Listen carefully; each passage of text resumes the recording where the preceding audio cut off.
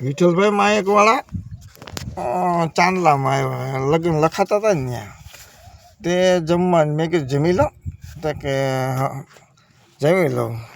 મને કે છોકરીના હાથમાં પૈસા આપ્યા તમે? મેં કીધું ના ના. મેં કીધું ત્યાં આપ્યા?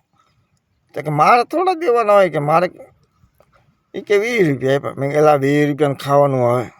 તો કે જૂનો રિવાજ એવો જ હોય ને, કે મારે ખાલી દાળ ભાત જ ખાવા છે કે. તે મેં તો જોયું, મેં કીધું આમાં તો શું ખાઈશ. ને મારું ધ્યાન નહોતું ને તો ડીશ લઈને બેસી ગયો જમવા. અને મેં તો મગજ 10-12 બટકા ખાઈ ગયો, અને પૂરી 7-8 ખાઈ ગયો, દાળ ભાત ખાઈ ગયા. મેં કીધું અમે તો 20 રૂપિયા વસૂલ આવ્યા. રાધે રાધે.